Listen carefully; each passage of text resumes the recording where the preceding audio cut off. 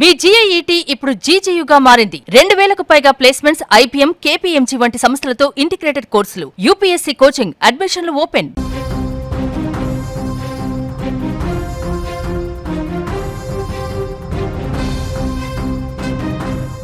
తునికి చెందిన చిన్నారి జ్ఞానేశ్వరి అలియాస జాహ్నవి మిస్సింగ్ కేసులో చిక్కుముడి ఇంకా వీడలేదు. 9 రోజులవుతున్న ఈ కేసులో చిన్న క్లూ కూడా దొరక్కపోవడం పోలీసులకు ఇప్పుడు విస్తుపోయేలా చేస్తుంది. ఆమెతో పాటు వెళ్ళినటువంటి ఆ పాపతో పాటు వెళ్ళిన పెంపుడు కుక్క 5 రోజుల తర్వాత ఇంటికి తిరిగి వచ్చినా అది వింత ప్రవర్తించడం, మనుషులను చూస్తే భయపడడం అందరినీ ఆశ్చర్యానికి గురి చేస్తుంది. జీపీఎస్ ట్రాకర్ పెట్టి అడవుల్లో వదిలినా కూడా 80 నిమిషాల్లో 8 కిలోమీటర్లు తిరిగి వెనక్కి వచ్చేసింది. ఎవరిని చూసినా భయపడుతున్న కుక్కను బోనులో ఉంచగా అనూహ్యంగా అది నిన్న మరణించింది. తాజాగా ఆ కుక్క భౌతిక కాయానికి తుని మండలం సురవరము పశువైద్యశాలలో వైద్యులు పోస్టుమార్టం నిర్వహించారు. అనంతరం కుక్క శరీర భాగాలను బాధిత కుటుంబానికి అప్పగించారు. పోస్టుమార్టం నమూనాలను పోలీసులు విశాఖ ల్యాబ్కు తరలించారు. పోస్టుమార్టం నివేదికలో ఏం తేలుతుందన్న దానిపైన ఇప్పుడు సర్వత్రా ఆసక్తి నెలకొంది. ఎందుకంటే నిన్న మొన్నటి వరకు చాలా యాక్టివ్గా ఉన్నటువంటి ఆ యొక్క పెంపుడు కుక్క ఆల్ ఆఫ్ సడన్గా ఎందుకు చనిపోయింది, దాని మీద ఏమైనా విష ప్రయోగం జరిగిందా, లేకుంటే ఇంకేదైనా కారణాలు ఉన్నాయా, వీటన్నిటికి కూడా ఆ పోస్టుమార్టం నివేదికలోనే బయటకు వచ్చేటువంటి అవకాశం ఉంది. దాని ద్వారా ఒక క్లారిటీ వచ్చేటువంటి అవకాశం కూడా కనిపిస్తుంది. ప్రస్తుతానికైతే ఆ కుక్కకి పోస్టుమార్టం కూడా పూర్తయిపోయింది. దాన్ని ఆ నమూనాలను ల్యాబ్కు పంపించారు. దీనికి సంబంధించిన పూర్తి వివరాలు తుని నుంచి మా ప్రతినిధి శ్రీను ఫోన్ లైన్లో మరిన్ని వివరాలు అందిస్తారు. శ్రీను, పోస్టుమార్టం పూర్తయిపోయినట్టుగా తెలుస్తుంది కదా, అక్కడ ఏమన్నా ప్రాథమికంగా ఇన్ఫర్మేషన్ ఏమన్నా తెలుస్తుందా, ఎలా మరణించిందని దానికి సంబంధించి? సాయి, ప్రాథమికంగా చెప్పాలంటే ఇక్కడ ఉదయం ఏదైతే ఉందో ఈ ఈ సమాచారానికి సంబంధించి మార్నింగ్ నుంచి కూడా ఈ కుక్కని ఐస్ బాక్స్ లో వేసి ఉంచి ఉదయం 11:30 ఆ ప్రాంతంలో ఏదైతే సూరవరం పశు వైద్యశాల ఉందో అక్కడికి తీసుకెళ్ళడం జరిగింది. ఆ పశు వైద్యశాలలో దానికి పోస్ట్ మార్టం మొత్తం పూర్తి చేసి దాని యొక్క బాడీని పూడ్చిపెట్టడం జరిగింది. అయితే ఈ యొక్క దాని భాగాల్ని ఏదైతే విశాఖపట్నం వరుణ్ ల్యాబ్కి కూడా పంపించడం జరిగింది. ఈ నివేదిక వచ్చేసరికి కొంచెం సమయం పట్టే అవకాశం ఉంది. కావున వాళ్ళు ఇప్పుడప్పుడే నివేదిక వచ్చే అవకాశాలు లేవు చెప్పడం జరిగింది. దీనికి సంబంధించి ఏదైనా ఉదయం ఏదైతే ఎన్డీఆర్ఎఫ్ బలగాలు ఒకసారిగా ఈ మన అటవీ ప్రాంతం ఏదైతే ఉందో పామాయిల్ తోట దాటి ఉదయాన్నే పామాయిల్ తోట మొత్తం జల్లెడ పట్టడం జరిగింది.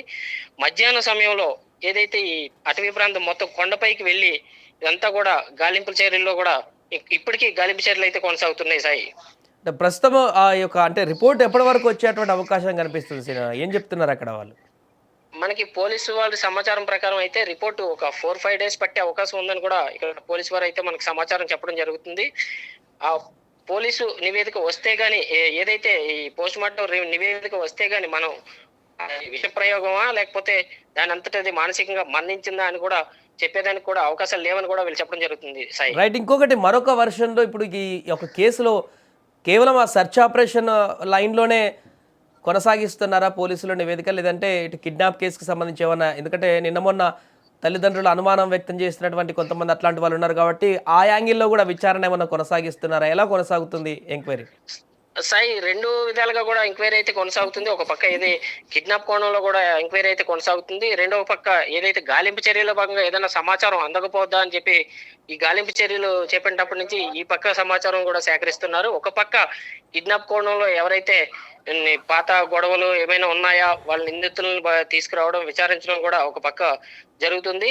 ఎవరైతే అనుమానితులు ఉన్నారో వాళ్ళందరినీ కూడా పిలిచి ఇక్కడ వాళ్ళు స్టేషన్ పిలిచి విచారించిన ప్రతి ఒక్కరిని కూడా విచారించడం జరుగుతుంది. Sai, right, thank you Srinu. అది మొత్తానికి యొక్క పెంపుడు కుక్క, చనిపోయినటువంటి కుక్క ఏదైతే ఉందో పశు వైద్యశాలలో దానికి పోస్ట్ మార్టం కూడా పూర్తయిపోయింది. అయితే వెంటనే ఆ యొక్క రిపోర్ట్ రాదు కాబట్టి ఆ రిపోర్ట్ వస్తే కానీ అసలు ఆ కుక్క ఎలా చనిపోయింది, దానికి ఉన్నటువంటి ప్రాబ్లం ఏంటి, ఏమైనా విషప్రయోగం జరిగిందా, లేకుంటే దానంతట అదే చనిపోయిందా, పూర్తి కారణాలు కూడా ఆ రిపోర్ట్లో బయటకు వచ్చేటువంటి అవకాశం ఉంది. దాని ద్వారా ఒక చిన్న క్లారిటీ అయితే వచ్చే అవకాశం ఉంది పోలీసులకు కానీ దర్యాప్తు బృందాలకు కానీ. ఒకవేళ అది విషప్రయోగం వరకు దానివల్ల చనిపోయిందంటే ఖచ్చితంగా పాపని ఎవరు కిడ్నాప్ చేశారు, ఏదో జరిగిందనేటువంటి తెలుసుకోవడానికి కూడా 100% స్కోప్ అయితే ఉంటుంది. లేదు అనంటే ఇది నార్మల్గానే చనిపోయిందంటే ఇది ఇంకా కాంప్లికేట్గా మారేటువంటి అవకాశం ఉంటుంది. ఇంకా పాప ఎక్కడికి పోయిందో వెతకాల్సిన పరిస్థితి ఇంకా కొనసాగేటువంటి పరిస్థితి ఉంటుంది. కాబట్టి ఏదేమైనా ప్రస్తుతానికి తుని ఘటన 2 తెలుగు రాష్ట్రాలలో కూడా సంచలనంగా మారింది.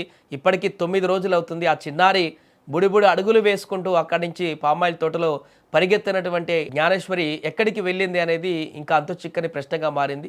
అయితే ఈ కేసుకు సంబంధించి ఇప్పుడు ఎన్డీఆర్ఎఫ్ ర్యాపిడ్ స్పెషల్ ఫోర్స్ కూడా రంగంలోకి దిగింది కాబట్టి మరి ఈ యొక్క ఎంక్వైరీలో ఏమైనా పాజిటివ్ వార్తలు వింటారా లేదా అనేది వేచి చూడాలి. తల్లిదండ్రులు మాత్రం తీవ్ర ఆవేదనకు గురవుతున్నారు. మా పాపను మాకు అప్పచెప్పండి అంటూ కూడా వారు భావోద్వేగానికి గురవుతున్నటువంటి పరిస్థితి అయితే ఏర్పడింది.